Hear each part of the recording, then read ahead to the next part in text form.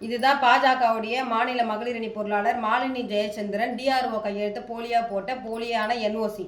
இந்த என்ஓசி எதுக்காக இவங்க மோசடி செஞ்சுருக்கிறாங்கன்னு பார்த்தீங்கன்னா, காஞ்சிபுரம் மாவட்டம் பொடவூர் கிராமத்தில் அரசுக்கு சொந்தமான பூமிதான நிலம் 1.5 ஏக்கர் நிலத்தை இந்த போலியான என்ஓசியை ரெடி பண்ணி அரசுக்கு சொந்தமான பூமிதான நிலத்தை அரசுக்கே விற்று பணம் வாங்கியிருக்கிறாங்க.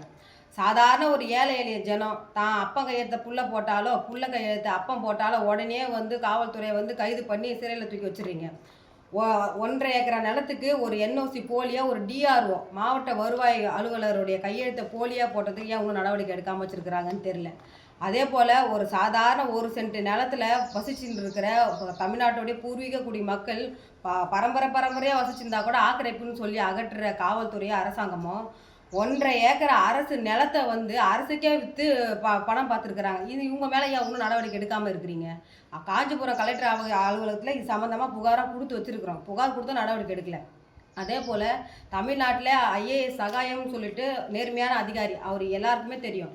அவருடைய பெயரில் அதே போல் 1.5 ஏக்கர் நிலம், அரசாங்க நிலம், அனாதீன நிலம் அவர் பட்டா போட்டு கொடுத்தா போல் அந்த பட்டாவை பேஸ் பண்ணி ஆந்திராவை சேர்ந்த ஒரு தொழிலதிபர் பேரில் பத்திரப்பதிவு பண்ணி வச்சுருக்கிறாங்க. இது சம்மந்தமாக ஏற்கனவே அந்த மோசடி செஞ்சவங்க மேலே நடவடிக்கை எடுக்க சொல்லி தாசில்தார் அலுவலகத்தில் ஸ்ரீபெரும்புதூர் தாசில்தார் அலுவலகத்தில் தகவல் அறியும் உரிமை சட்டம் மூலிமா நாங்கள் மனு போட்டிருந்தோம். உரிய பதில் கேட்டு இந்த நிமிஷம் வரைக்கும் உரிய பதில் கொடுக்கல.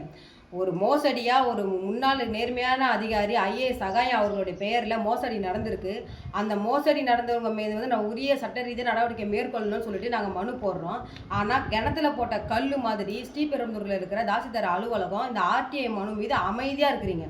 எனக்கு வருகின்ற 31ஆம் தேதி, அதாவது புதன்கிழமைக்குள்ளே நான் போட்ட மனுக்கு உரிய ரிப்ளை எங்களுக்கு கொடுக்கல அப்படின்னா 11:30 மணி வரைக்கும் டைம் கொடுக்குறேன். 12 மணிக்கு நானே ஸ்ரீபெரும்புதூர் தாசில்தார் அலுவலகத்தை தர்ணா போராட்டத்தில் ஈடுபடுவேன்னு சம்மந்தப்பட்ட அதிகாரிக்கு தெரிவிச்சுக்கிறேன்.